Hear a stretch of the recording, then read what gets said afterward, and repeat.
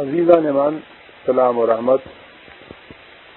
سورہ فاتحہ کے درسوں کے جو کیسٹ میں آپ کے سامنے پیش کر رہا ہوں، ان کا تعارف پہلی نشست میں کرایا جا چکا ہے۔ اب ہم سورہ فاتحہ سے درس کی ابتدا کرتے ہیں، لیکن سورہ فاتحہ سے پہلے ان الفاظ کو سامنے لانا ضروری ہے جو اسی سورت کے آغاز میں نہیں بلکہ قرآن کریم کی ہر سورت کے آغاز میں لکھے اور پڑھے جاتے ہیں، بجز ایک سورت کے جسے سورہ التوبہ کہتے ہیں۔ اس سورت کی ابتدا میں یہ الفاظ اس لیے نہیں لکھے جاتے یا پڑھے جاتے کہ کہا جاتا ہے کہ یہ یقینی طور پر طے نہیں پا سکا تھا کہ سورہ التوبہ ایک الگ سورت ہے یا سابقہ سورت الانفال ہی کا ایک حصہ ہے، یعنی مسلسل یہ ایک ہی سورت چلی آتی ہے یا یہ ایک نئی سورت ہے۔ تو چونکہ یقینی طور پر یہ طے نہیں پا سکا تھا، اس لیے انہوں نے یہ کیا کہ سورت تو التوبہ الگ رکھی، لیکن 8ویں سورت الانفال اور 9ویں سورت التوبہ کے درمیان بسم اللہ الرحمن الرحیم نہ لکھا کہ اس کا تسلسل بھی قائم رہے اور یہ ایک الگ سورت بھی نظر آئے۔ یہ محض ایک ٹیکنیکل سی بات ہے، قرآن کریم کے مفہوم پر اس کا کوئی اثر نہیں پڑتا۔ قرآن کریم تو جیسا کہ آپ دیکھیں گے الحمد سے والناس تک ایک مسلسل کتاب ہے، مربوط کتاب ہے۔ یہ صورتوں کے الگ الگ نام بہرحال یہ بھی حوالوں کی آسانی کے لیے ہیں، جیسے آیتوں کے الگ الگ نمبر، اور اسی طرح سے قرآن کریم کو جو 30 پاروں میں تقسیم کیا گیا ہے ان کی بھی کوئی خصوصیت نہیں ہے، محض تلاوت کی غرض سے، اور خاص طور پر حفاظ نے اپنی آسانی کے لیے پورے قرآن کو 30 حصوں میں تقسیم کیا اور وہ ہر حصے کا نام ایک پارہ رکھ دیا۔ پاروں کی اتنی خصوصیت ہے، اور جیسا کہ میں نے عرض کیا ہے سورتوں کے الگ الگ نام بھی حوالوں کی سہولت کی غرض سے ہیں۔ کہنا یہ رہا تھا کہ ہر سورت کے آغاز میں بسم اللہ الرحمن الرحیم کے الفاظ ملتے ہیں، اور ویسے بھی ہم مسلمان جو کام بھی کرتے ہیں، جس مقصد کا بھی آغاز کرتے ہیں، اس سے پہلے بسم اللہ الرحمن الرحیم کہتے ہیں۔ اس اعتبار سے بھی دیکھیے تو یہ بڑی اہم سے الفاظ، اہم سے ٹکڑا ہے۔ بعض احباب کا خیال، بعض علماء کا خیال ہے کہ یہ بذات خود ایک آیت ہے، چنانچہ جب وہ کسی سورت کی آیتوں کا نمبر شمار کرتے ہیں تو اسے پہلی آیت کہتے ہیں۔ دوسرے لوگوں کا خیال ہے کہ نہیں، سورت تو اپنی پہلی آیت سے شروع ہوتی ہے، اور یہ بسم اللہ کے الفاظ ہر سورت کے اوپر تبرکاً لکھے جاتے ہیں۔ لیکن بہرحال سورت یہ ہو یا وہ ہو، یہ حقیقت ہے کہ قرآن کریم کے اندر سورہ السبا میں، سورہ النمل میں یہ الفاظ اسی طرح سے آئے ہیں۔ اس میں کہا یہ گیا ہے کہ حضرت سلیمان علیہ السلام نے ملکہ سبا کو جو خط لکھا تو اس کا آغاز اس طرح سے کیا، انہو من سلیمان و انہو بسم اللہ الرحمن الرحیم۔ کیونکہ یہ الفاظ اسی طرح سے قرآن کریم کے متن کے اندر آ گئے ہیں، اس لیے یہ الفاظ منزل من اللہ، یعنی وہی خداوندی ہے، اور ہمارے لیے اتنا سمجھ لینا ہی کافی ہے۔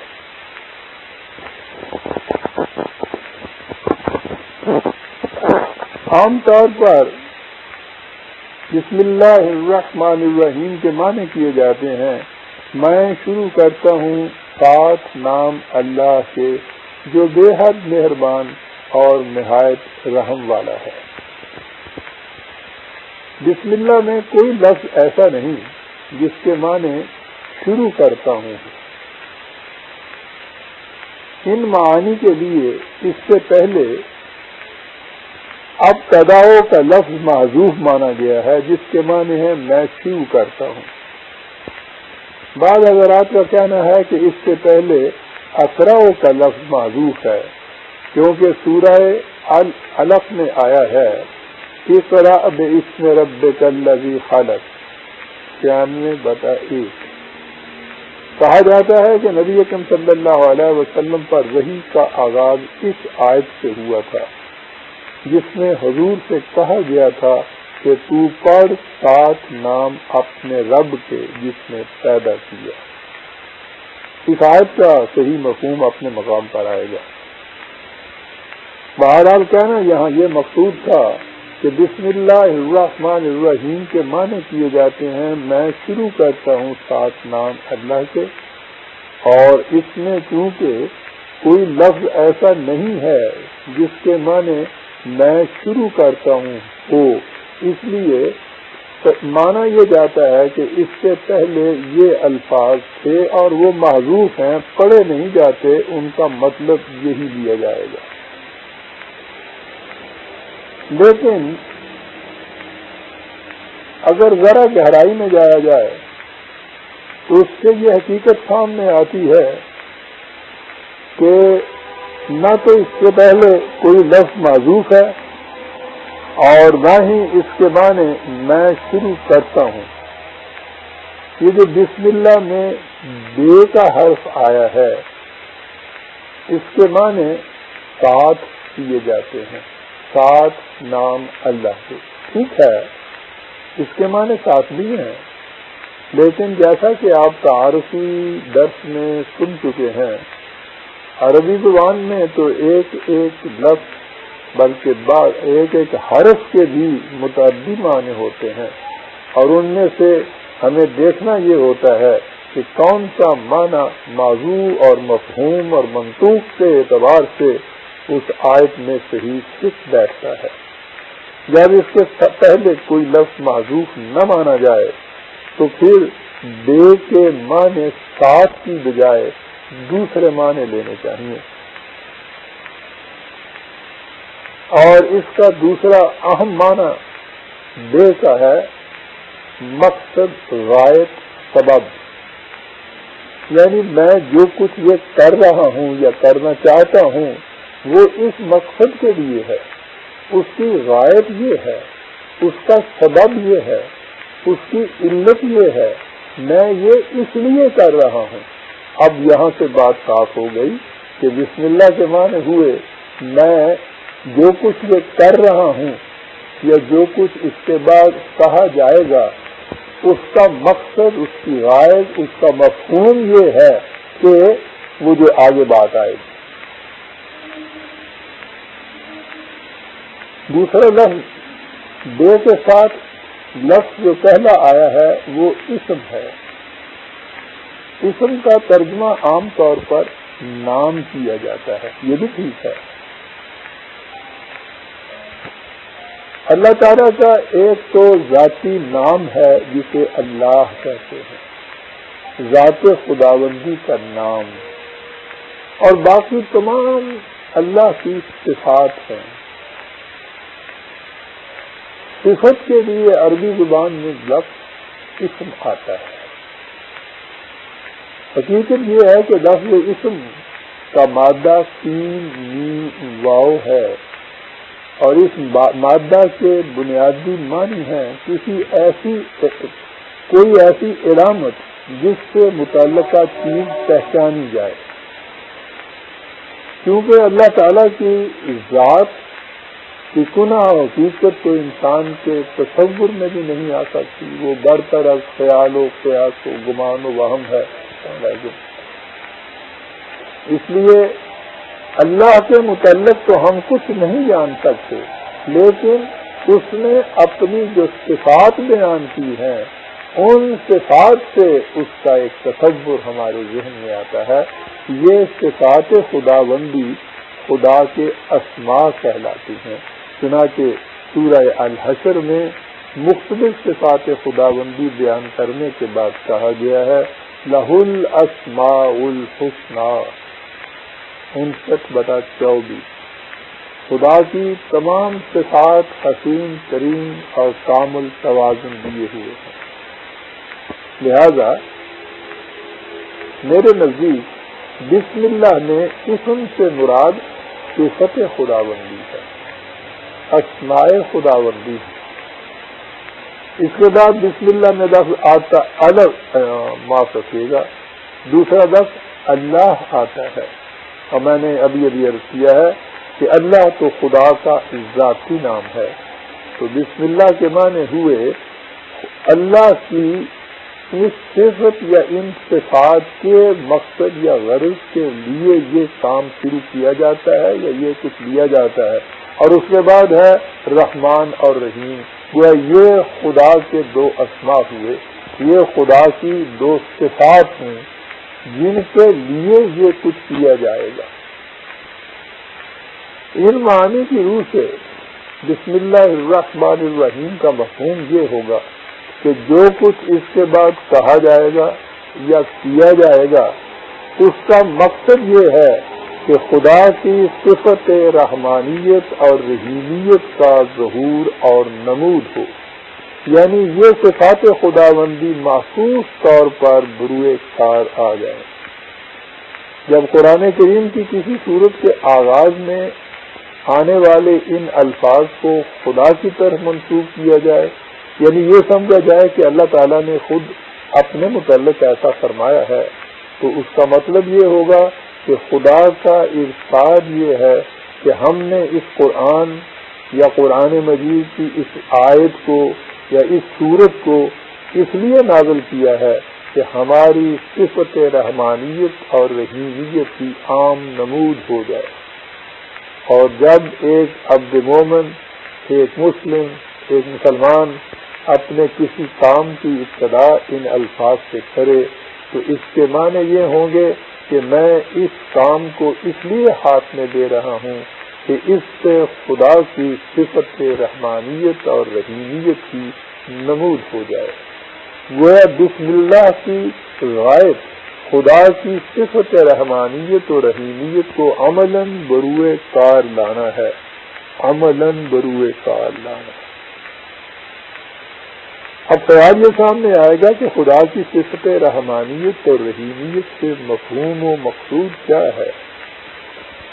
یوں تو خدا کی تمام صفات اپنے اپنے مقام پر یکساں عظمت اور اہمیت کی شامل ہیں، لیکن ظاہر ہے کہ جن صفات کو خدائی پروگرام اور اس کے اتباع میں انسان کے پروگرام کی غرض و غائب بتایا گیا ہو وہ خاص اہمیت کی حامل ہوگی۔ لہذا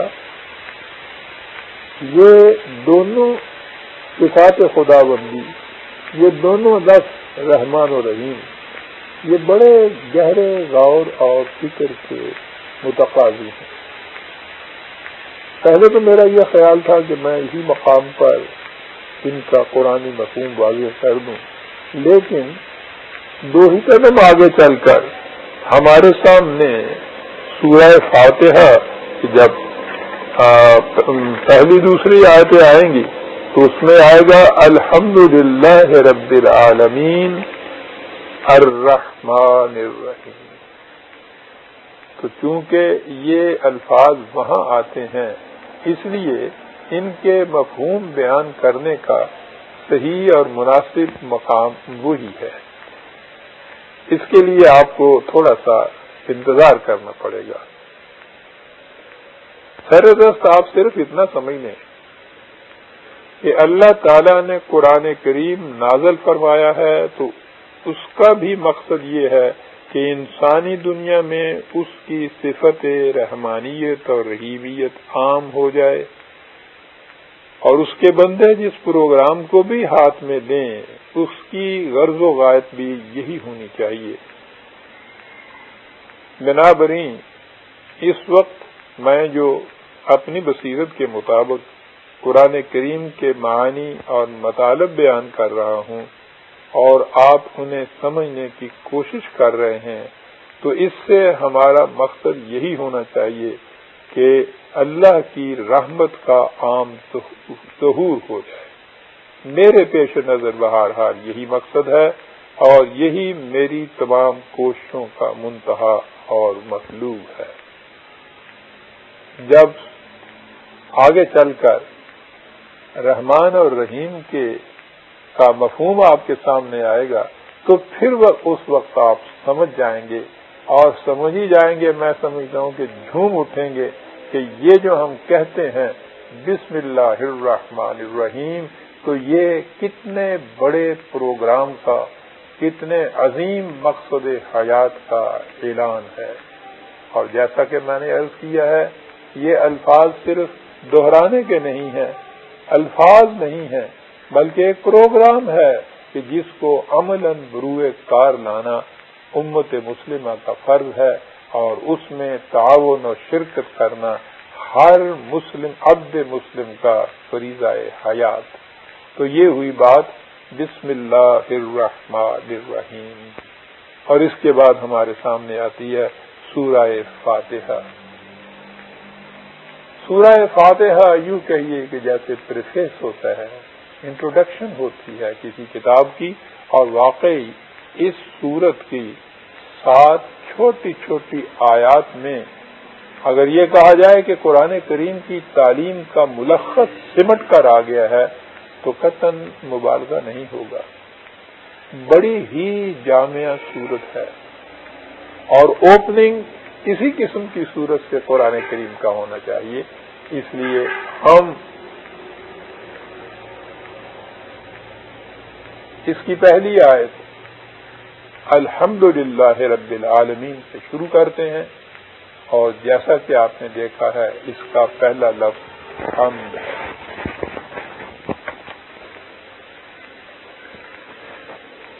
الحمدللہ رب العالمین کے عام طور پر معنی کیے جاتے ہیں سب تعریف اللہ کے لیے ہے جو پالنے والا ہے سارے جہانوں کا۔ میں اس ترجمہ اور اس کے مفہوم کے متعلق تو بعد میں عرض کروں گا، پہلے میں اس اعتراض کو لیتا ہوں جو غیر مسلم بالعموم اس مفہوم یا اس ترجمہ کے خلاف کرتے ہیں۔ وہ کہتے یہ ہیں کہ مسلمانوں کا خدا معاذ اللہ عجیب ہے جو خود اپنے منہ سے کہتا ہے کہ تمام تعریفیں میرے لیے ہیں۔ کسی کا ان لوگوں کے کہنے کے مطابق اپنے منہ سے خود اپنے متعلق ایسی باتیں کرنا زیب نہیں دیتا۔ ان کا یہ اعتراض غلط فہمی پر مبنی ہے۔ وحی خداوندی کے ذریعے جو قرآن کے اندر محفوظ ہے، در حقیقت اس انسانوں کو یہ تعلیم دی گئی ہے کہ وہ ایسا کہیں اور ایسا کریں، یہ ہدایت ہے، یہ ڈائریکٹیوز ہیں جو دیے گئے ہیں خدا کی طرف سے۔ لہذا الحمد سے مراد یہ نہیں کہ خدا اپنی تعریف آپ کرتا ہے، وہ تو اس سے مستغنی ہے۔ اس نے انسانوں سے کہا ہے کہ تم اس حقیقت کو اچھی طرح سمجھ لو اور اسے ہمیشہ اپنے پیش نظر رکھو کہ ساری حمد خدا کے لیے ہے۔ اصل یہ ہے کہ اگر قرآن کریم کے شروع میں ہی ایک لفظ قل کو محذوف مان لیا جائے کہ شروع میں اس کے قل ہے سے کہو، تو اس کے بعد سارا قرآن کریم جو ہے اس کے متعلق یہ کہا جائے گا، یہ سمجھا جائے گا کہ خدا نے انسانوں سے کہا ہے کہ تم ایسا کہو، ایسا کرو۔ لہذا اس اعتبار سے غیر مسلموں کا وہ اعتراض کوئی وزن نہیں رکھتا۔ اب آئیے حمد کی طرف۔ جیسا کہ میں نے ابھی ترجمے میں کہا ہے، اور ہر ترجمے میں آپ کو یہ ملے گا کہ سب تعریف اللہ کے لیے ہے، یعنی حمد کا ترجمہ تعریف کیا جاتا ہے۔ یہ ترجمہ قرآنی مفہوم کو صحیح طور پر واضح نہیں کرتا۔ آپ کو معلوم ہے، پہلے تعارفی درس میں عربی زبان کی وسعت، اس کے مادوں کی حقیقت، اس کے اختصاصات، یہ تمام بیان کر چکا ہوں۔ تعریف کے لیے عربوں کے ہاں اور الفاظ بھی ہیں، خود تعریف بھی تو عربی زبان ہی کا لفظ ہے، لیکن قرآن کریم میں وہ الفاظ خدا کے لیے استعمال نہیں ہوئے، اس کے لیے حمد کا لفظ ہی آیا ہے۔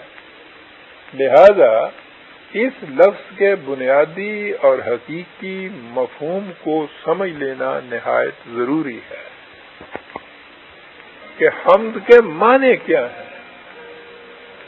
عرب اس لفظ کو کن معانی میں استعمال کرتے تھے؟ زمانہ نزول قرآن کی عربی میں اس کا مفہوم کیا لیا جاتا تھا؟ جب وہ مفہوم سامنے آئے گا تو پھر آپ دیکھیں گے کہ خدا کے لیے یہی لفظ کیوں استعمال کیا گیا ہے، اور یہ کہ اس کے معنی یہ نہیں کہ سب تعریف خدا کے لیے ہے، اس کا مقصود اس سے کہیں بلند، اس سے کہیں وسیع تر ہے۔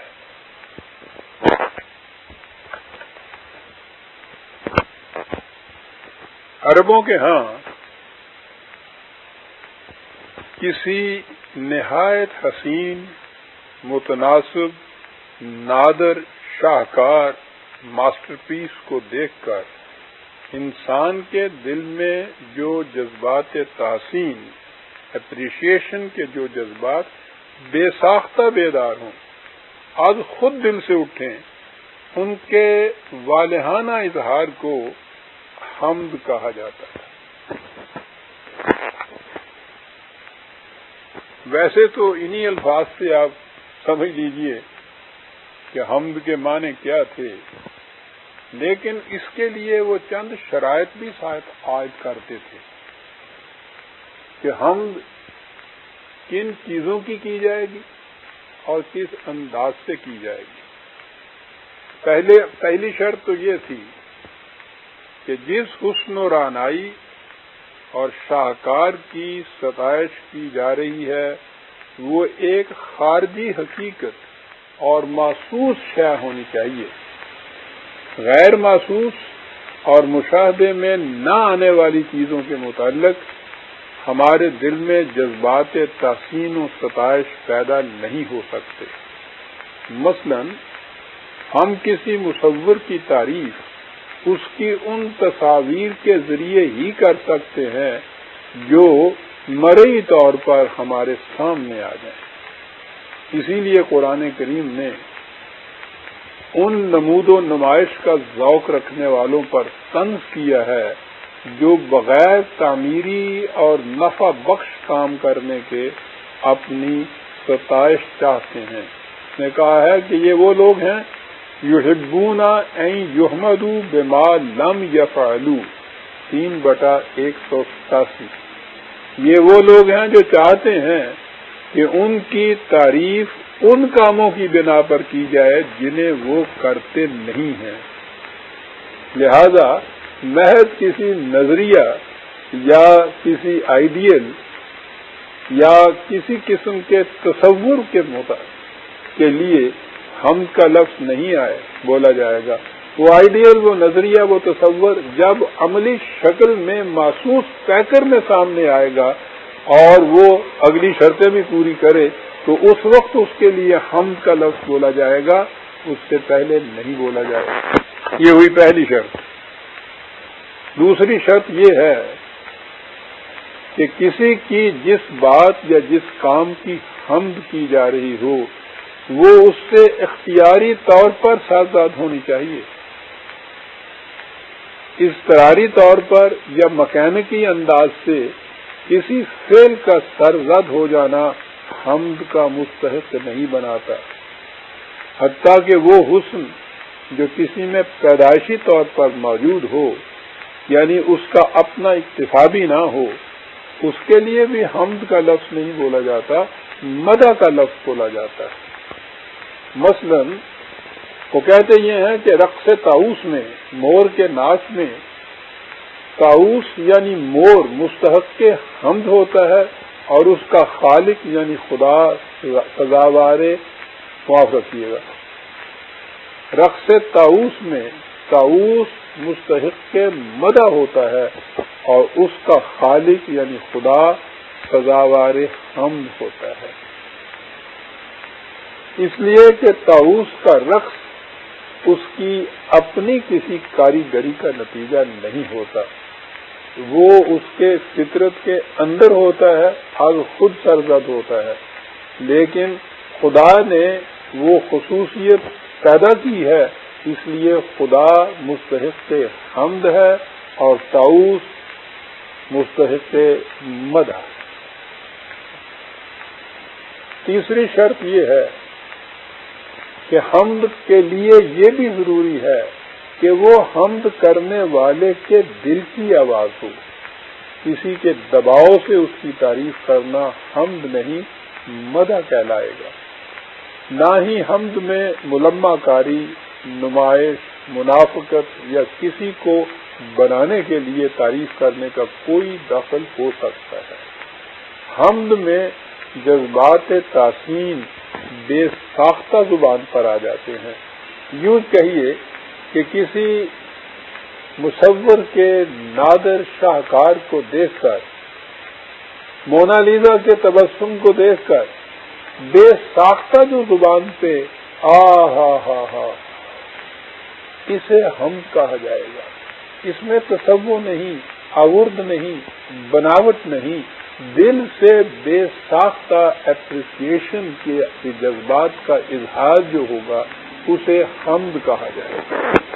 اگلی شرط یہ ہے کہ جس چیز کی حمد کی جا رہی ہو اس کا ٹھیک ٹھیک علم ہونا بھی ضروری ہے۔ محض گمان کی بنا پر حمد نہیں کی جا سکتی۔ مبہم تصورات، دھندلے نقوش، شکوک اور تذبذب پیدا کرنے والے خیالات کبھی حمد کا جذبہ پیدا نہیں کر سکتے۔ ہم فریب تخیل، توہم پرستی اور اندھی عقیدت سے نہیں ابھرتی۔ اس کا سرچشمہ وہ یقین محکم ہوتا ہے جو علی وجہ البصیرت حاصل ہو۔ اگلی شرط یہ ہے کہ جن نفع بخش، کشش انگیز رعنائیوں اور حسن و تناسب کے شاہکاروں کی حمد کی جا رہی ہو، ان کے لیے ضروری ہے کہ وہ درجہ کمال تک پہنچ چکے ہوں اور ان کی نفع بخشیاں محسوس ہوں۔ جو آٹھ تکمیل تک نہ پہنچا ہو یا جو انسانیت کے لیے نفع بخش نہ ہو وہ مستحق حمد و ستائش نہیں ہوتا۔ آٹھ برائے آٹھ موجب مدح تو ہو سکتا ہے، سزاوار حمد نہیں ہو سکتا، اس لیے کہ وہ مستحق حمد وہی شے ہوگی جو نوع انسانی کے لیے نفع بخشی کا موجب ہو۔ یہ ہے لفظ حمد کا مفہوم عزیزان من محاورہ عرب کی روح سے۔ لفظ حمد کے اس مفہوم کی روشنی میں عزیزان من آپ بتائیے کہ کیا دنیا کی کسی زبان میں اس کا ترجمہ ہو سکتا ہے؟ کیا اردو زبان کا لفظ تعریف یا انگریزی زبان کا لفظ پریز وہ اس مفہوم کا حامل ہو سکتا؟ اور پھر قرآن کریم نے تو اس کو الحمد کہا ہے۔ جب اس لفظ پر الف لام یعنی ال آ جائے تو اس کا مفہوم یہ ہوگا کہ ہر قسم کی حمدیت اپنی انتہائی درجے میں صرف خدا کے لیے ہے، اس میں اس کا کوئی شریک نہیں ہو سکتا۔ جیسا کہ میں پہلے بھی بتا چکا ہوں، اللہ تعالیٰ کی ذات انسان کے قیاس و خیال و گمان و وہم سے ماورا ہے، اس لیے اس کی ذات کا محض ذہنی تصور حمد کے جذبات بیدار نہیں کر سکتا، کیونکہ حمد کی شرط اولی یہ ہے کہ وہ شے محسوس ہو۔ لہذا جس طرح کسی تصویر کی تحسین سے در حقیقت مصور کی حمد مقصود ہوتی ہے، اسی طرح خدا کی حمد اس کی مخلوق کی رعنائیوں اور نفع بخشیوں کو سامنے لانے ہی سے ہو سکتی ہے۔ اس نے خود کہا ہے وَإِن مِّن شَيْءٍ إِلَّا يُسَبِّحُ بِحَمْدِهِ 17/44۔ کائنات کی ہر شے اپنے خالق کی حمد کی منہ بولتی تصویر ہے۔ اس میں لفظ تسبیح بھی آیا ہے، اس کا مفہوم اپنے مقام پر آئے گا۔ اس سے ظاہر ہے کہ خدا کی حمد اس کی پیدا کردہ کائنات پر غور و فکر ہی سے ممکن ہے۔ یہی وجہ ہے کہ اس نے مومنین کی ایک صفت یہ بھی بتائی ہے کہ وہ حامدون ہوتے ہیں 9/112۔ اس سے ظاہر ہے کہ جب حمد خدا بندی مظاہر فطرت پر غور و تدبر کی روح سے ہی ممکن ہے، تو مومنین کا بنیادی فریضہ یہ ہوگا کہ وہ اشیاء کائنات پر غور و فکر کریں، کائنات کے مختلف گوشوں میں تحقیقات کریں اور ان کے محسوس نتائج کی نفع بخشیوں کو نوع انسانی کے لیے عام کر کے حمد خداوندی کا عملی ثبوت دیں۔ یہی ہے وہ ارباب فکر و نظر جن کے لیے خدا نے کہا ہے ان فی خلق السماوات والارض واختلاف اللیل والنہار لآیات لأولی الالباب 3/189۔ معنی یہ ہے کہ یہ حقیقت ہے کہ کائنات کی پستیوں اور بلندیوں کی تخلیق اور رات اور دن کی گردش میں صاحبان عقل و بصیرت کے لیے حقیقت تک پہنچنے کی بڑی نشانیاں ہیں۔ وہ صاحبان عقل و بصیرت الذین یذکرون اللہ قیاما وقعودا وعلی جنوبہم، جو اٹھتے بیٹھتے لیٹے ہر آن قوانین خداوندی کو اپنے سامنے رکھتے ہیں۔ وَيَتَفَكَّرُونَ فِي خَلْقِ السَّمَاوَاتِ وَالْأَرْضِ، تخلیق ارض و سما پر غور و فکر کرتے ہیں، اور جب ان کائنات کی اشیاء میں ریسرچ کرنے کے بعد خالق فطرت کی ندرت کاریاں اور نفع بخشیاں ان کے سامنے بے نقاب ہو کر آتی ہیں، تو وہ بے اختیار پکار اٹھتے ہیں کہ ربنا ما خلقت ھذا باطلا، اے ہمارے نشو و نما دینے والے، تو نے اس سلسلہ کائنات کو نہ تو بے مقصد پیدا کیا ہے اور نہ ہی تخریبی مقاصد کے لیے۔ یہ ہے خدا کی حمد، اور یہ ہیں وہ ارباب فکر و نظر جنہیں حامدون کہا جائے گا، یعنی خدا کی حمد کرنے والے۔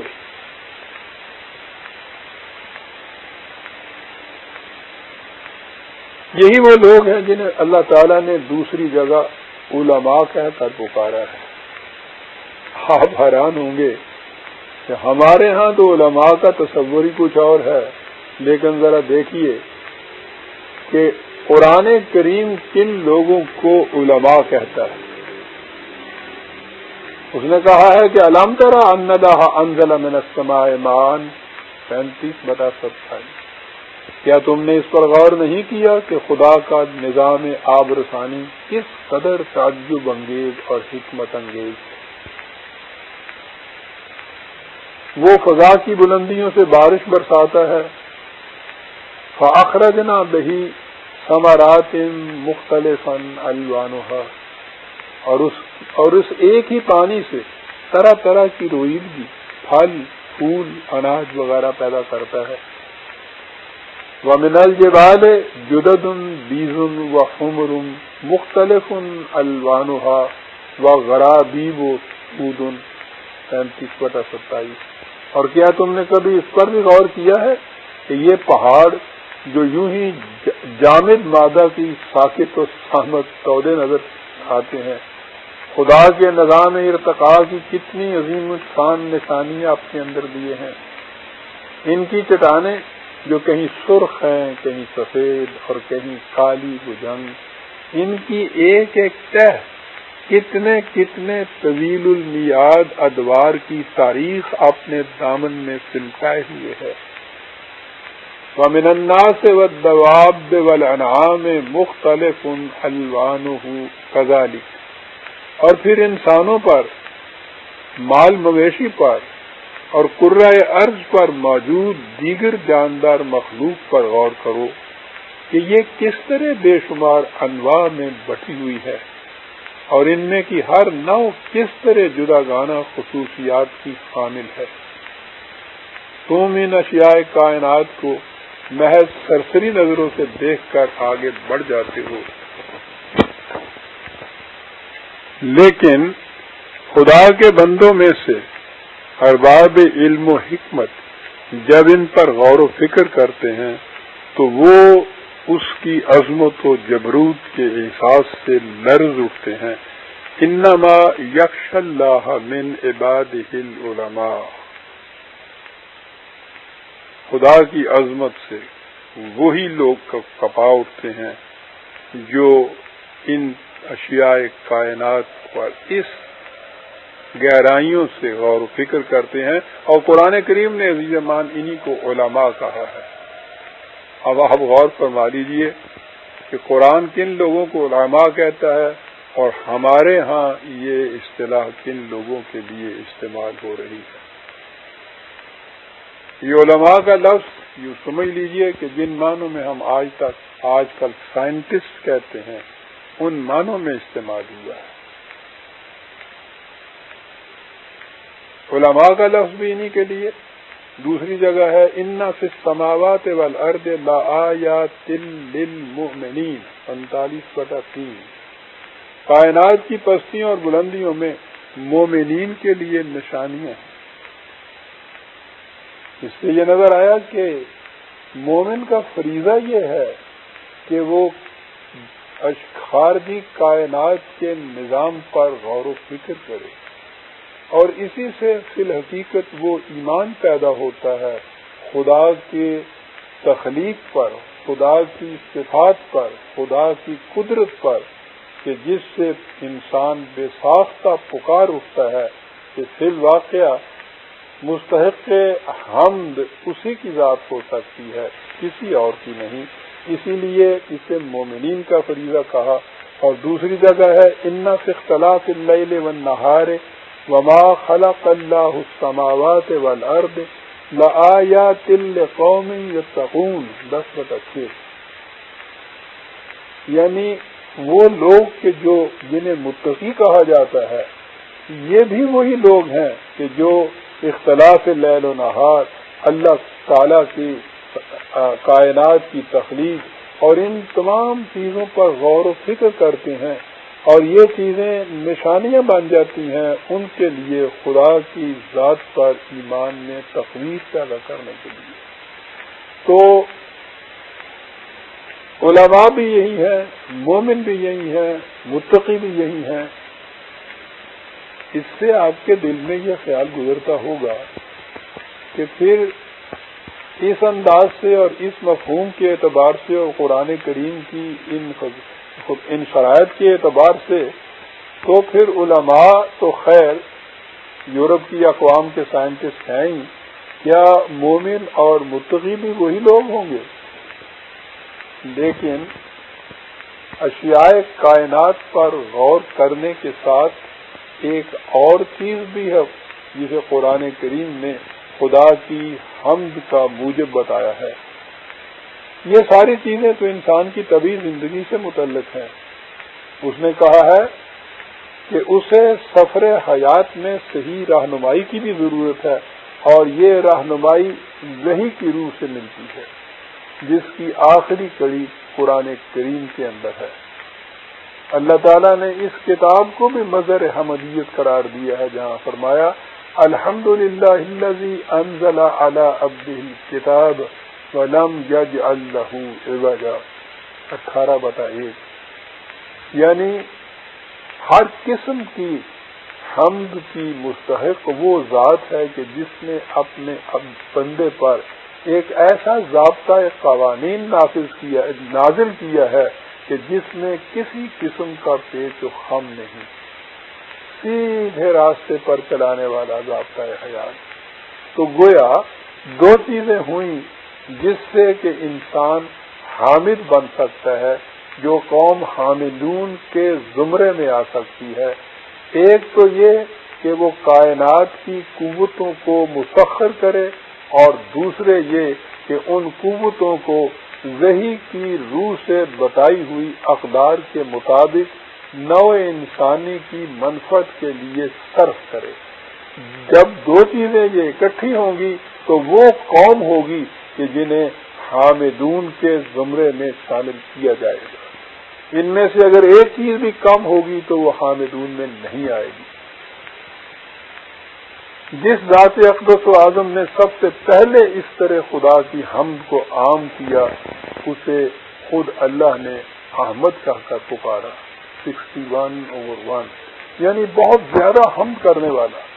اور اسی سے وہ ذات خود محمد قرار پا گئی، 48/29، یعنی جس کی مسلسل و پہم حمد کی جائے۔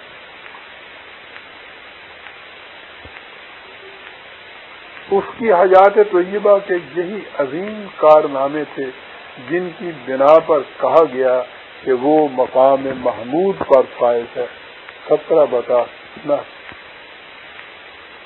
نبی اکرم صلی اللہ علیہ وسلم کے مقدس ہاتھوں سے وہ نظام قائم ہوا جسے دیکھ کر ساری دنیا پکار اٹھی کہ فی الواقع مستحق حمد و ستائش ہے وہ خدا جس نے ایسا نظام، ایسا انقلاب آفری نظام عطا کیا، اور اس کے بعد سزاوار حمد ہے وہ پیغامبر انقلاب جس نے اس نظام کو عملاً قائم کر کے دکھا دیا۔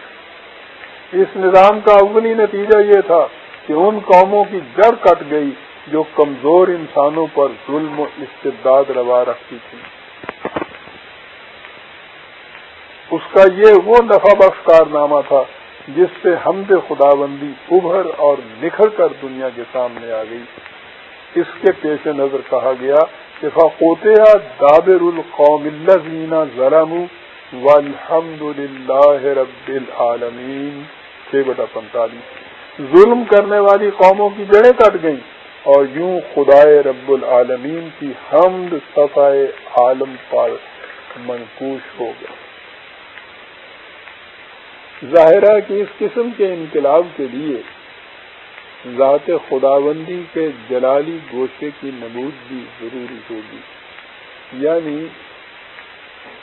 اس میں تخلیق کی رعنائیوں کے ساتھ غلبہ اور قوت کا مظاہرہ بھی۔ اسی لیے قرآن کریم میں جلال اور جمال، تحسین اور قوت دونوں کا سرچشمہ خدا کی ذات کو قرار دیا ہے۔ اس نے کہا کہ لہ الملک و لہ الحمد 64/1۔ اقتدار کا سرچشمہ بھی وہی ہے اور حمد کا سرچشمہ بھی وہی ہے۔ اگر کائنات میں جمالیات کے ساتھ جلالیات کی نمود نہ ہو تو یہ نظام تباہ ہو کر رہ جائے۔ اقبال کے الفاظ میں حفاظت پھول کی ممکن نہیں ہے اگر کانٹے میں ہو خوئے حریری۔ دوسری طرف جو قوت و اقتدار حمدیت کی مظہر نہ ہو وہ فرعونیت اور چنگیزیت بن کر رہ جاتی ہے، یعنی جدا ہو دین سیاست سے تو رہ جاتی ہے چنگیز۔ اسی لیے اللہ تعالیٰ نے کہا ہے کہ اس نے آسمانی رہنمائی کے ساتھ شمشیر خارا سلاح بھی نازل کی ہے، 57/25۔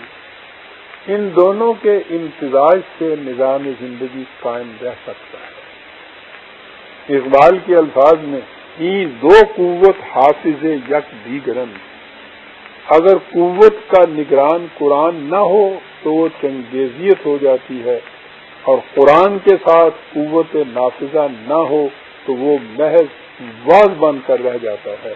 لہذا جماعت مومنین ان دونوں صفات خداوندی کے بروئے کار لانے سے حامدون بنتی ہے۔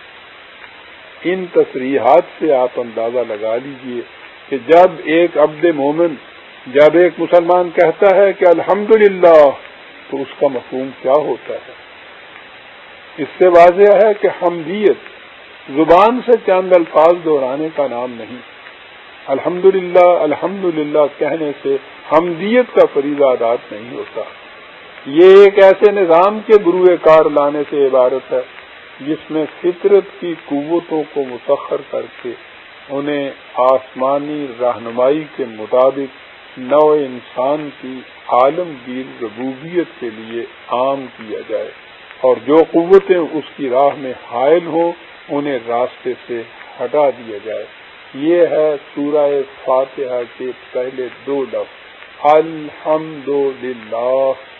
مکمل طور پر ساری کی ساری اپنی انتہائی شکل میں حمدیت جو ہے وہ اللہ کے لیے ہے۔ حمد کے معنی اور مفہوم کو ہم نے سمجھ لیے۔ جیسا کہ میں نے پہلے کہا ہے، یہ خدا کی ذات کا نام ہے جس کی صفات مختلف الاسماء الحسنہ کے انداز میں قرآن میں پھیلی ہوئی ہیں۔ آئیے ہم دیکھیں کہ اللہ کے کیا معنی ہیں۔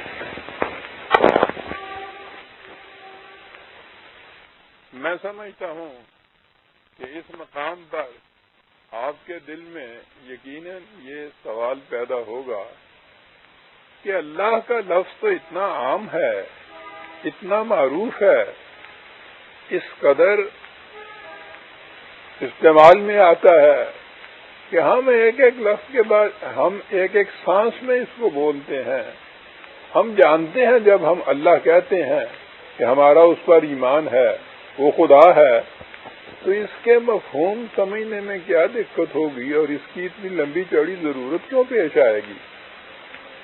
لیکن جب آپ کے سامنے اس کا مفہوم آئے گا تو آپ پھر مجھ سے متفق ہوں گے کہ اتنا ہی نہیں کہ اس کی ضرورت کیوں تھی، بلکہ یہ کہ اس کا صحیح مفہوم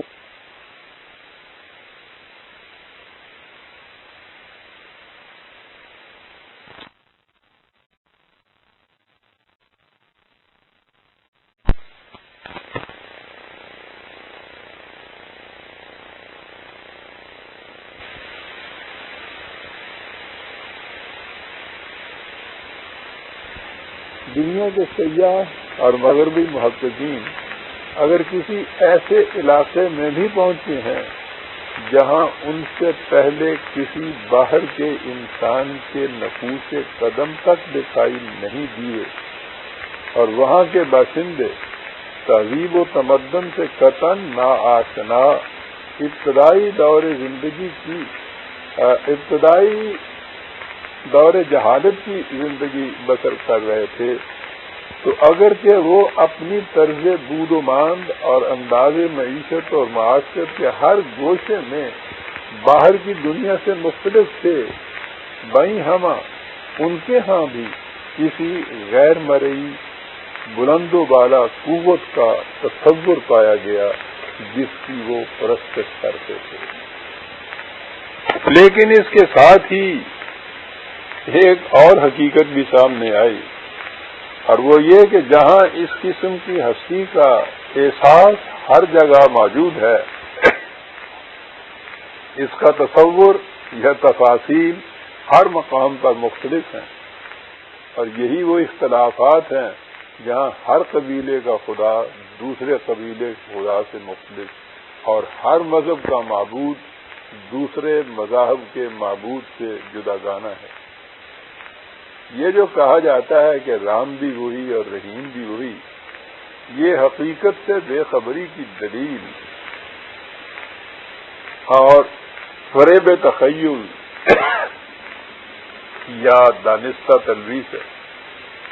یہودیوں کا یہوہ، عیسائیوں کا فادر، ہندو دھرم کا ایشور یا ان کے ویدانت کا پرماتما، مجوسیوں کا یزداں ایک دوسرے سے یکسر مختلف ہیں، اور قرآن کا اللہ ان سب سے الگ۔ یہ اس لیے کہ ان مذاہب کے بانیوں نے، جنہیں ہم زمرہ انبیاء کرام علیہم السلام میں شمار کر سکتے ہیں، اگرچہ انبیاء کو دین کا بانی نہیں بلکہ دین خداوندی کے پہنچانے والے کہا جائے گا، انہوں نے خدا کی وہی صفات بیان کی ہوں گی جو قرآن میں بیان ہوئی ہیں، لیکن بعد میں ان میں انسانی خیالات اور تصورات کی آمیزش ہو گئی، اور اس طرح مختلف مذاہب کے خدا نہ صرف یہ کہ ایک دوسرے سے مختلف ہو گئے بلکہ خدا کے حقیقی اور منزہ تصور سے بھی جدا گانا تصور کے پیکر بن گئے۔ اسی لیے قرآن کریم نے کہا ہے سبحانہ و تعالی عما یصفون 6/101، یعنی یہ لوگ خدا کے متعلق جو تصور پیش کرتے ہیں وہ اس سے بہت بلند اور بالا ہے، اور خدا کا تصور وہی صحیح ہو سکتا ہے جسے اس نے خود پیش کیا ہے اور جو اب قرآن کریم کے اندر محفوظ ہے۔ بہرحال میں کہہ یہ رہا تھا کہ جب تک خدا کا صحیح تصور ہمارے سامنے نہیں آتا، اس لفظ کا مفہوم ہمارے سامنے نہیں آتا، دین کی بنیاد ہی استوار نہیں ہو سکتی۔ لہذا یہ نہایت ضروری ہے کہ پہلے یہ دیکھا جائے کہ اللہ کے لفظ کا مفہوم کیا ہے۔ آپ کو یاد ہے میں نے الحمدللہ میں کہا تھا کہ عربی زبان کا قاعدہ ہے کہ جب کسی لفظ کے پہلے الف لام ال لگا دیا جائے تو اس کے معنی ایک تو اس کے معنی ہوتے ہیں کہ ہر قسم کی وہ صفت اسی میں پائی جاتی ہے، دوسرے یہ ہوتا ہے کہ وہ صفت بلند ترین درجے کی، غائب درجے کی، انتہا درجے کی اس کے اندر پائی جاتی ہے، یعنی وہ اس میں توحید بھی ہوتی ہے کہ اس کے سوا اس انداز کی صفت کسی اور میں نہیں پائی جاتی۔ اس لیے جب ہم اللہ کہتے ہیں تو یہ ہے الہ، تو اس کے معنی یہ ہوں گے کہ الہ کوئی اور نہیں ہو سکتا، الہ صرف اللہ ہو سکتا ہے۔ اور جب آپ کہتے ہیں کہ لا الہ الا اللہ تو آپ دیکھیے یہ وہی بات ہوگی کہ کوئی الہ نہیں ہو سکتا سوائے اللہ کے۔ تو اب دیکھیے کہ الہ کے بنیادی معنی کیا ہیں۔ الہ کا مادہ ہے الف لام سے، اور اس میں بنیادی طور پر ذیل کے معنی پائے جاتے ہیں۔ پہلا یہ گھبرا کر کسی کی پناہ ڈھونڈنا یا اسے پناہ دینا، دوسرے متحیر ہونا، تیسرے بلند مرتبہ اور نگاہوں سے پوشیدہ ہونا، اور چوتھے جو بنیادی چیز ہے کسی کی غلامی یا محکومیت اختیار کرنا، یعنی کسی کا غلبہ اور اقتدار تسلیم اور قبول کرنا۔ تو الہ کے معنی ہوتے ہیں صاحب اقتدار، صاحب اختیار۔ اقتدار اور اختیار کے معنی ہوتے ہیں وہ جس کی محکومیت اختیار کی جائے۔ لہذا جب ہم کہیں گے کہ لا الہ الا اللہ تو اس کے معنی ہوں گے کہ دنیا میں، کائنات میں کوئی صاحب اقتدار نہیں سوائے اللہ کے، تو اب یہ جو خصوصیت ہے جسے آپ الوہیت کہہ لیجئے، یعنی صاحب اقتدار ہونا، حاکم ہونا، وہ جس کی اطاعت کی جائے، وہ جس کی محکومیت اختیار کی جائے، خدا کے سوا کائنات میں کوئی اور نہیں ہے۔ تو آپ دیکھ لیجئے کہ اس میں کس قدر اختصاص پایا گیا، تو اس میں توحید کا کس قدر گہرا مقصد سامنے آ گیا، اور اس سے یہ بھی بات سامنے آئی کہ ہمارا اور خدا کا تعلق کیا ہے۔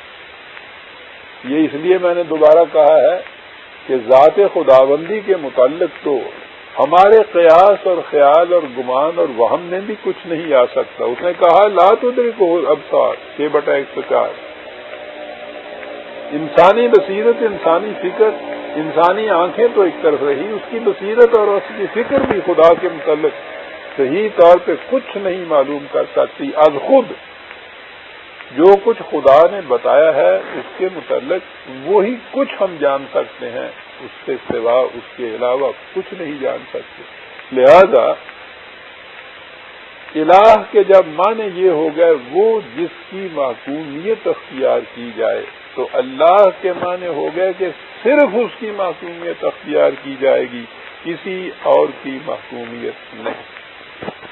یہی وجہ ہے کہ قرآن کریم نے یہ کہا ہے دنیا میں جتنے بھی بظاہر خدا کو ماننے والے ہیں یا اقرار کرتے ہیں کہ ہم خدا کو مانتے ہیں، ان کا اپنے اپنے تصور کے مطابق خدا کو مان لینا ایمان نہیں کہلا سکتا، ان کا ایمان قابل قبول نہیں ہو سکتا۔ اسی لیے اس نے کہا ان سب سے، خواہ وہ اہل کتاب ہوں، خواہ وہ کفار ہوں، خواہ وہ مشرکین ہوں، ان سب کے متعلق کہا فَإِنْ آمَنُوا بِمِثْلِ مَا آمَنْتُمْ بِهِ فَقَدِ اهْتَدَوْا 2/137۔ اگر یہ لوگ اس طرح خدا پر ایمان لائیں جس طرح تم ایمان لائے ہو تو پھر سمجھا جائے گا کہ یہ صحیح راستے پر چل رہے ہیں۔ ایسے سوال یہ پیدا ہوگا کہ خدا تو کسی کے سامنے نہیں آتا، ہم اس کی آواز بھی نہیں سن سکتے، اس کو دیکھ بھی نہیں سکتے، تو اس کی محکومیت کس طرح سے اختیار کی جائے گی؟ یہ چیز ہے جو اصل دین ہے۔ اس نے کہا ہے کہ محکومیت کسی شخص کی اختیار نہیں کی جائے گی، محکومیت قوانین کی اختیار کی جائے گی، احکام کی اختیار کی جائے گی۔ خدا کے الہ ہونے کے معنی یہ ہیں کہ انسانوں کے لیے احکام و قوانین دینا یہ صرف خدا کے لیے ہے۔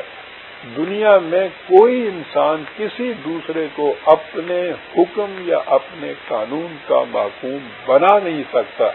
اگر کوئی شخص اس کا دعویٰ کرتا ہے تو وہ خدا ہونے کا دعویٰ کرتا ہے، اور اگر کوئی شخص اس دعوے کو مانتا ہے یا اس کی تعمیل کرتا ہے تو وہ خدا کے ساتھ شرک کرتا ہے۔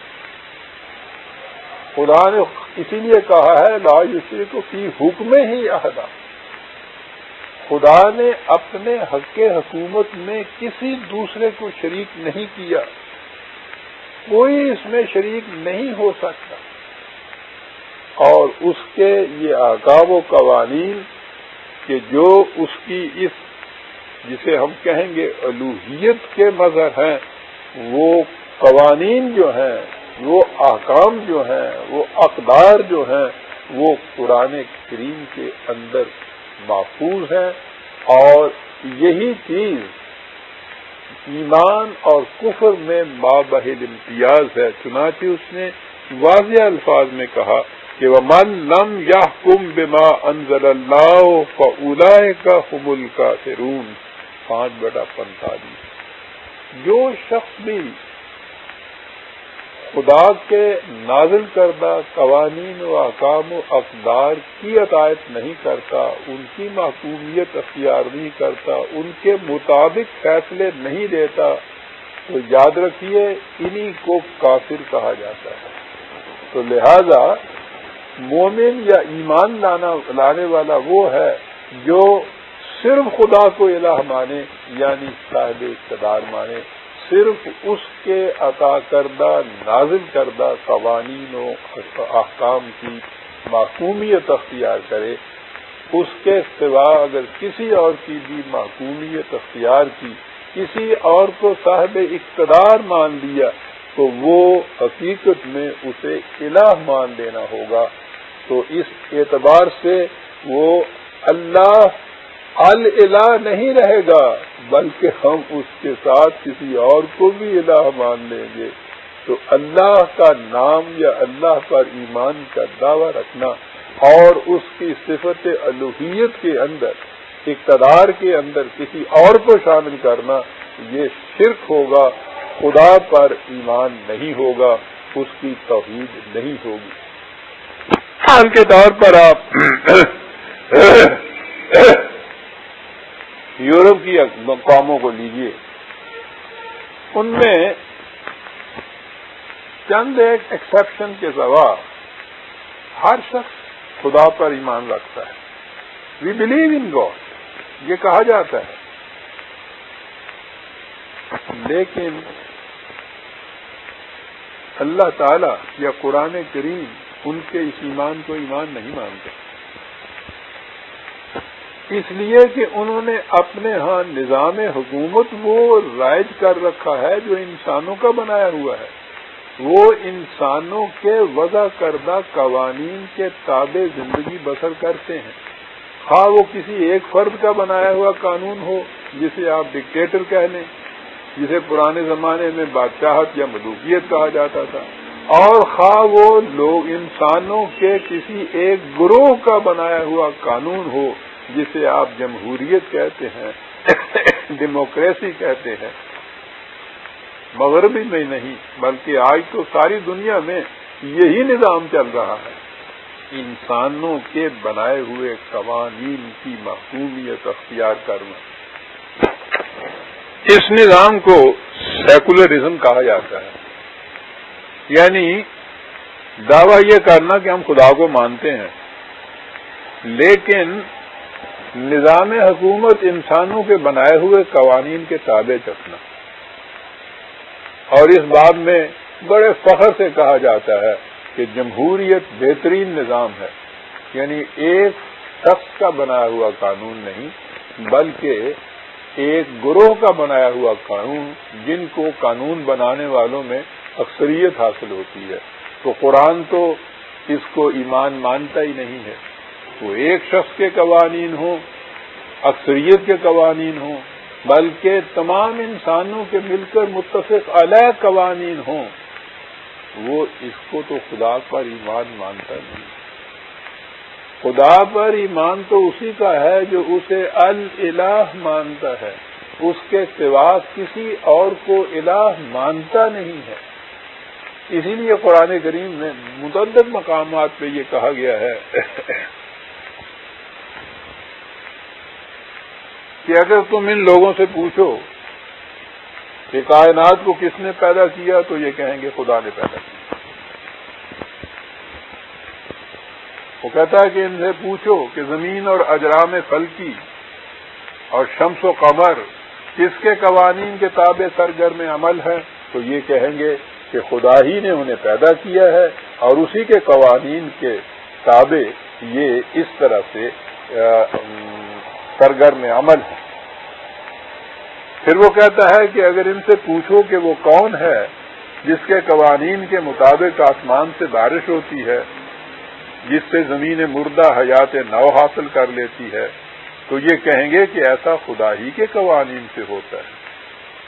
اس کے بعد وہ کہتا ہے، یعنی یہ غور طلب بات ہے کہ جب وہ ان چیزوں کو مانتے ہیں کہ یہ خدا ہی نے کیا ہے تو وہ تو بلیورز ان گاڈ ہو گئے، وہ تو خدا کے ماننے والے ہو گئے، لیکن وہ اس کے بعد کہتا ہے کہ جب یہ خارجی کائنات میں قوانین خداوندی کی کار فرمائی کو تسلیم کرتے ہیں تو انسانی دنیا میں اس کے قوانین کی ضرورت سے کس طرح انکار کر سکتے ہیں؟ یہاں پہنچ کر انہیں کون سی بات دھوکہ دے دیتی ہے؟ فَأَنَّىٰ تُسْحَرُونَ 23/84۔ ان کی عقل و فکر پر کیوں پردے پڑ جاتے ہیں؟ 29/61 وہ کہتا ہے کہ ان سے کہو قل الحمدللہ. 29/63 الحمد یہ صرف خدا کے لیے، اور اس میں پہلے لفظ حمد آیا تھا نا، تو حمد کے اندر سب سے بڑی چیز تو یہی آتی ہے کہ صاحب اقتدار وہی ہے، اختیارات صرف اس کے ہاتھ میں ہیں، حق حکومت صرف اس کے قوانین کو حاصل ہے. اس لیے یہ کہنا کہ خارجی کائنات میں لاز آف نیچر جتنے ہیں وہ تو خدا کے بنائے ہوئے ہیں، اور انسانوں کی زندگی میں ہم اپنے وضع کردہ قوانین کے تابع زندگی بسر کریں گے. کہا کہ اسے خدا پر ایمان تسلیم نہیں کیا جا سکتا. اس مقام پر ایک بات مجھے یاد آ گئی. رشیا نے جب اپنے ہاں وہ نظام جاری کیا، وہ مارکسزم تو نہیں ہے، سوشلزم ہی صحیح، تو کیپیٹلسٹک کنٹری جتنی بھی یورپ کی مغرب کی تھیں سرمایہ دار نظام، ان کو ضرورت پیش آئی کہ وہ ان کے مقابلے میں مسلمانوں کی تائید حاصل کرے. تو آپ کو معلوم ہے کہ انہوں نے اس کے لیے کیا حربہ استعمال کیا. انہوں نے پروپیگنڈا کیا کہ روس یا مارکسسٹ جو ہیں، کمیونسٹ جو ہیں، حتیٰ کہ سوشلسٹ بھی، وہ تو خدا کا انکار کرتے ہیں اور مسلمان خدا کو مانتے ہیں. تو وہ پہلی چیز تو یہ کہ خدا کے انکار کرنے والوں کے ساتھ تو اقرار کرنے والوں کا کسی طرح سے کوئی مفاہمت کا سوال پیدا نہیں ہوتا. اگلی بات انہوں نے یہ کہی کہ ہم تمام اقوام یورپ اور مغرب کی اقوام جو عام طور پہ عیسائیوں اور یہودیوں پر مشتمل ہے، انہوں نے کہا ہم بھی خدا کو مانتے ہیں. تو مسلمان بھی خدا کو مانتے ہیں اور ہم بھی خدا کو مانتے ہیں، صرف یہ کمیونسٹ خدا کو نہیں مانتے. اس لیے believers in God unite together. آؤ خدا کے ماننے والوں ان کے خلاف ایک متحدہ محاذ بنائیں. تو گویا انہوں نے بھی اپنے آپ کو خدا کا ماننے والا قرار دے کر مسلمانوں کے ساتھ ایک متحدہ محاذ بنانے کی ایک بنیاد قائم کی. یہ الگ بات ہے کہ خود مسلمانوں کے ہاں بھی خدا کی الوہیت کو کون مان رہا ہے، لیکن بہرحال انہوں نے جو کہا کہ ہم خدا کو ماننے والے ہیں، تو قرآن کریم تو ایک ایک قدم پہ یہ کہتا ہے کہ محض لاز آف نیچر، خارجی کائنات کے قوانین کے متعلق یہ کہنا کہ وہ خدا کے ہیں اور وہ سارا نظام کائنات اس کے تابع چل رہا ہے، اور انسانوں کی دنیا کے اندر یہ کہنا کہ جہاں احکام اور قوانین ہم خود وضع کریں گے، اس نے کہا یہ خدا پر ایمان ہے ہی نہیں. اسی لیے اس نے پھر میں دوہرا دوں جو اس نے کہا تھا کہ وَمَن لَّمْ يَحْكُم بِمَا أَنزَلَ اللَّهُ فَأُولَٰئِكَ هُمُ الْكَافِرُونَ. جو خدا کے نازل کردہ قوانین کی معصومیت اختیار نہیں کرتا، وہ اس کے الہ ہونے کو، وہ اس کے الہ ہونے کو نہیں مانتا. لہذا عزیزان من، الہ یا اللہ، اس کا مفہوم یہ ہے کہ حق حکومت صرف اسی کو حاصل ہے، اور یہ وجہ ہے کہ اسلام کا بنیادی تصور، بنیادی اقرار، بنیادی ایمان ہے لا الہ الا اللہ. کوئی صاحب اقتدار نہیں سوائے خدا کے. اور اگلی بات جو تھی کہ خدا کا یہ اقتدار جو ہے وہ کس طرح سامنے ہمارے آئے گا، ہم کیسے اس کی محکومیت اختیار کریں گے.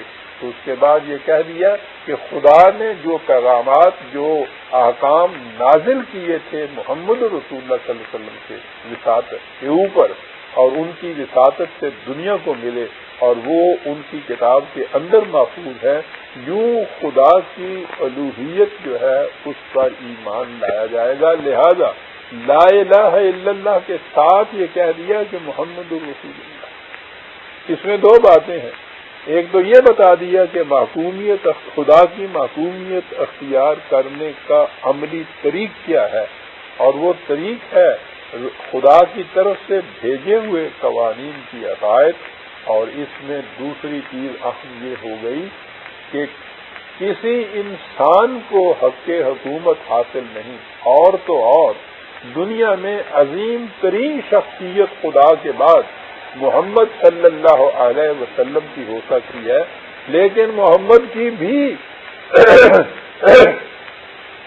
پوزیشن یہ نہیں کہ وہ صاحب اقتدار اور صاحب اختیار ہیں، خدا کی شان الوہیت میں شامل ہیں، بالکل نہیں۔ کہا محمد بھی اللہ کے رسول ہے، اس کے احکامات کو دنیا تک پہنچانے کا ایک واسطہ ہے، خود احکامات مرتب اور وضع کرنے والے نہیں، اپنی حکومت قائم کرنے والے نہیں، حق حکومت تو صرف خدا کو حاصل ہے۔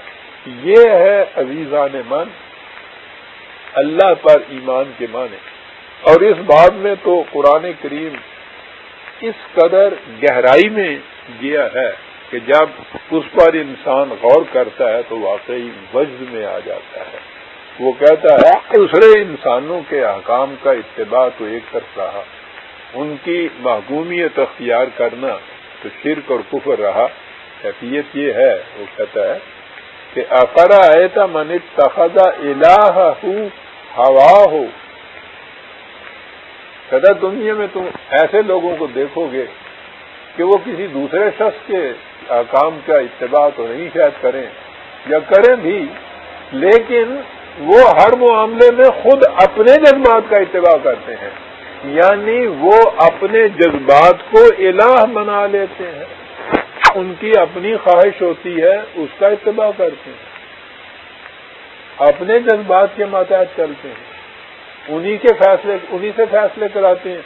اس نے کہا کہ یہ تو سب سے بڑا شرک ہے۔ کہا جب یہ ایسی چیز ہے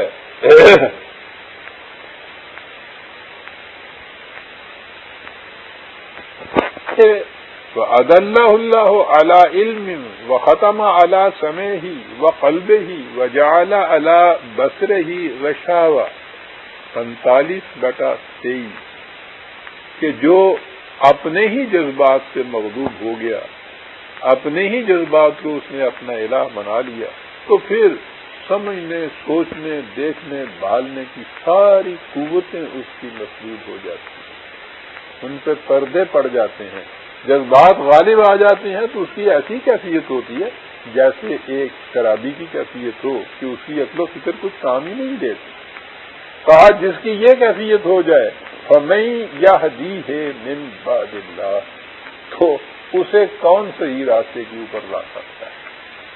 اس سے آپ نے دیکھ لیا عزیزان من کہ قرآن کریم جذبات کے اتباع کو بھی، اپنے جذبات کی محکومیت اختیار کرنے کو بھی شرک قرار دیتا ہے۔ یہاں ایک نقطے کی وضاحت ضروری ہے، یہ نہیں ہے کہ قرآن جذبات کو فنا کر دینے کی تاکید کرتا ہے، قطعاً نہیں۔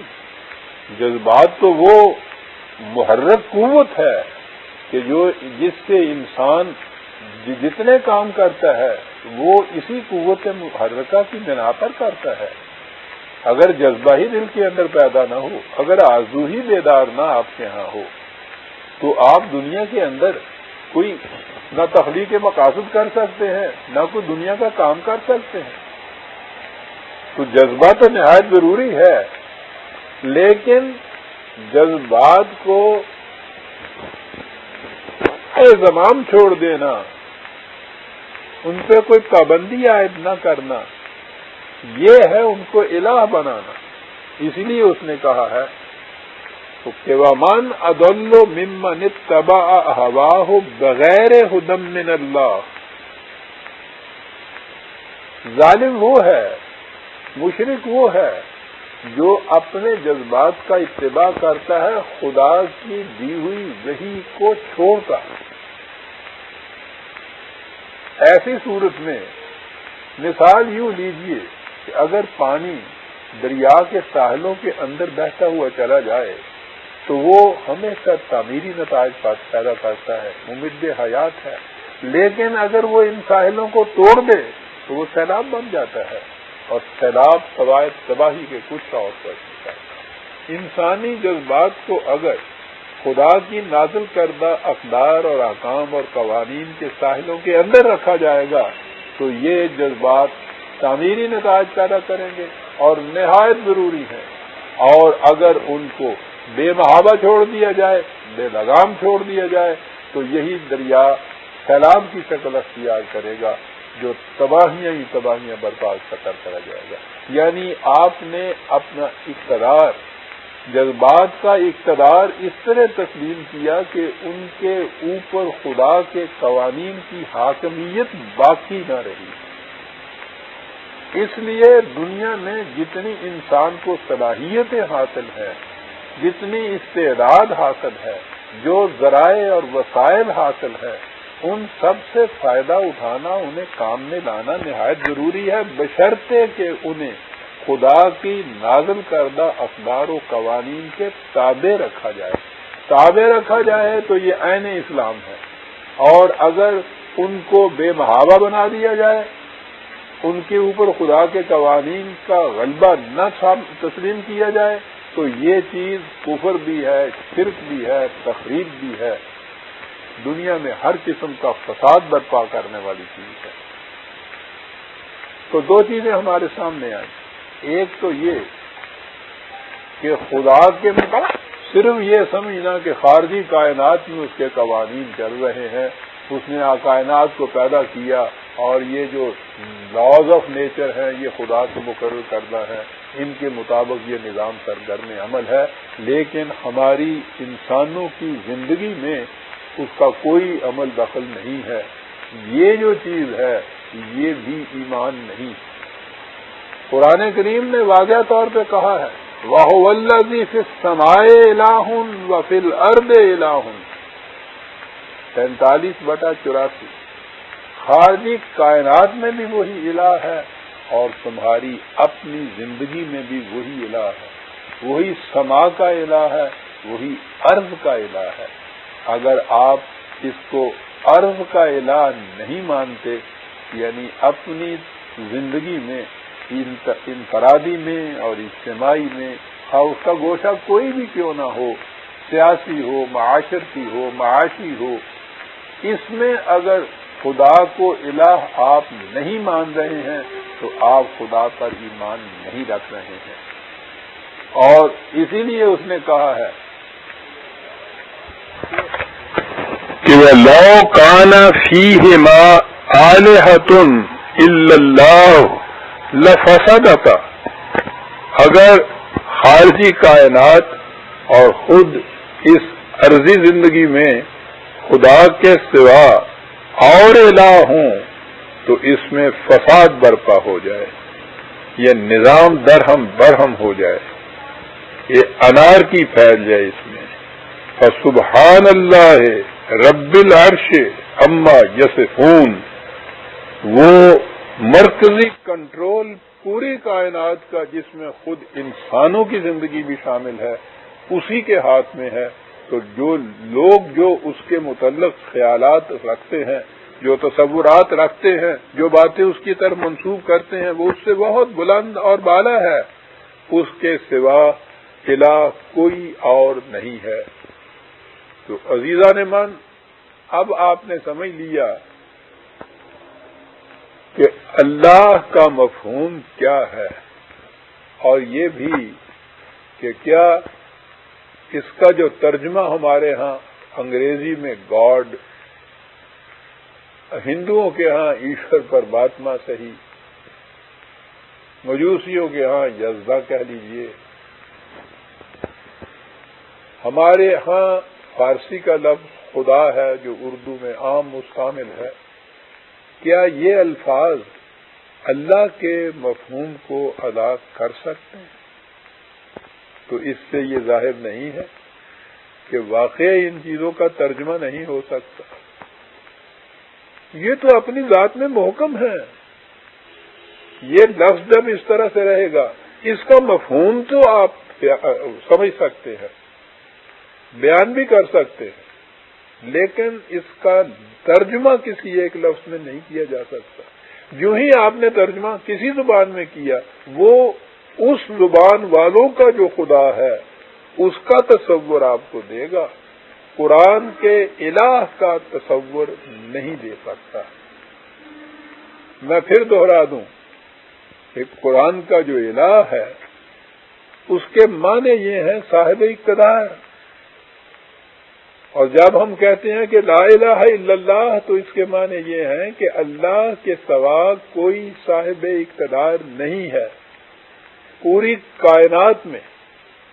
پھر اگلی بات یہ ہے کہ یہی نہیں ہے کہ آپ یہ کہیں کہ خارجی کائنات میں آؤٹر یونیورس کے اندر تو اس کے قوانین ہیں جنہیں لاز آف نیچر کہا جاتا ہے، اور انسان کی اپنی زندگی کے اندر اس کے قوانین نہیں، بلکہ اس کا نظام انسان کے اپنے بنائے ہوئے قوانین کے تابع چلے گا۔ تو یہ جو ڈوئلزم ہے، یہ جو ثنویت ہے کہ وہاں کا خدا کوئی اور یہاں کا الہ کوئی اور، تو یہ کفر نہیں، یہ شرک ہے۔ حتیٰ کہ انسان اگر اپنے جذبات کے تابع چلتا ہے اور ان کو بھی خدا کے احکام اور اقدار کے تابع نہیں رکھتا ہے، تو یہ خود اپنے جذبات کو الہ بنانے والی بات ہے۔ اس میں اللہ کے اوپر ایمان اس میں بھی باقی نہیں رہتا۔ عزیزان ایمان، یہ ہے اللہ کے لفظ کا مفہوم۔ یہ جو سورہ فاتحہ کے پہلے 3 لفظ تھے الحمدللہ، بلکہ 2 ہی لفظ حمد اور اللہ، یہ 2 چیزیں ہمارے سامنے آئیں۔ اب آگے یہ بات آئے گی کہ خدا کا یہ اقتدار، یہ اختیار، حاکمیت اس کی جو ہے، یہ کس مقصد کے لیے ہے؟ کیا وہ اس کے لیے ہے کہ وہ چاہتا یہ ہے کہ تسلیم کیا جائے کہ ہم حاکم ہیں، ہماری حکومت ہے، تم کون ہوتے ہو دخل دینے والے یا سرتابی کرنے والے؟ کیا یہ اس کے لیے ہے؟ اس کی غایت کیا ہے؟ اس کا مقصد کیا ہے؟ وہ اگلے لفظ کے اندر آیا الحمدللہ رب العالمین۔ تو اب اگلا لفظ ہمارے سامنے رب آئے گا، جسے ہم آئندہ درس میں دیں گے۔ ربنا تقبل منا انک انت السمیع العلیم، والسلام علیکم۔